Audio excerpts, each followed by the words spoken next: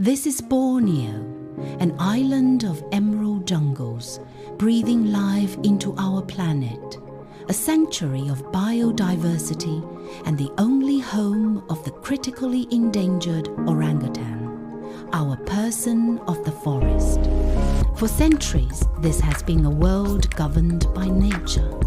But today, a new power reigns: green gold palm oil, an ingredient in half of our daily products, from our food to our cosmetics.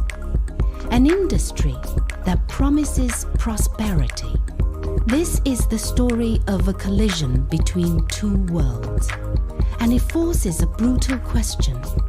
To save the orangutan, must we sacrifice the future of the people who share its home?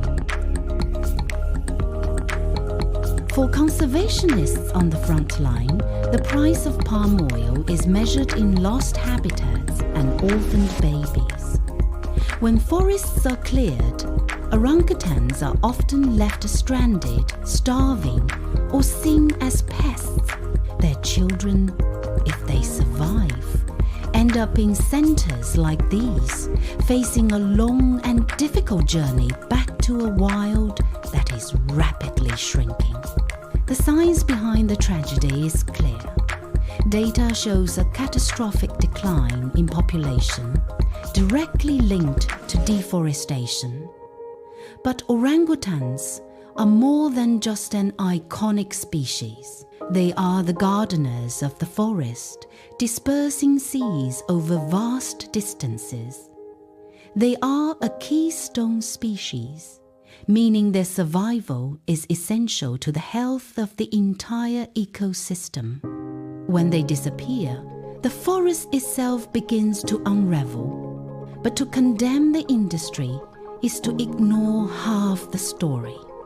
For millions of families, the palm tree is not a villain, but a lifeline. Before palm oil, many rural communities were trapped in subsistence farming with unpredictable incomes. Palm oil offered a stable cash crop, a reliable ladder out of poverty. This income builds better homes, pays for healthcare, and most importantly, funds education for the next generation. On a national level, the industry is an economic powerhouse, bringing in billions in export revenue and employing millions. For a developing nation, this economic engine provides stability and fuels progress. This is not about greed, it's about development. So, is a clash inevitable? A global movement is trying to prove it's not. The most prominent effort is certified sustainable palm oil from groups like the Roundtable on Sustainable Palm Oil, or RSPO. The goal is to create a set of standards where oil can be produced without destroying more forests or violating human rights.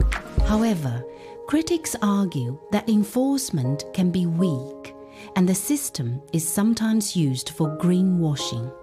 Beyond certification, other innovative solutions are emerging.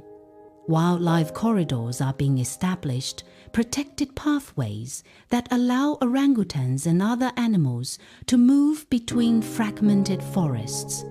At the same time, community-based ecotourism offers an alternative livelihood, giving local people a direct economic incentive to protect the forest.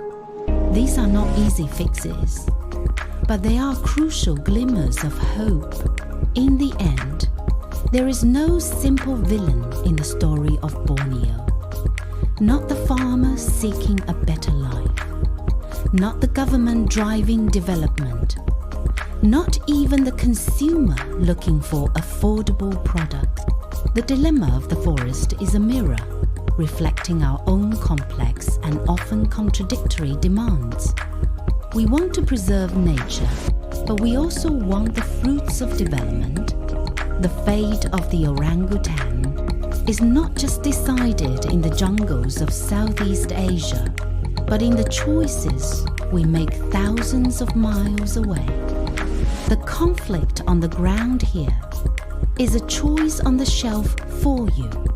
The question is not just what they will do, but what choice will we make?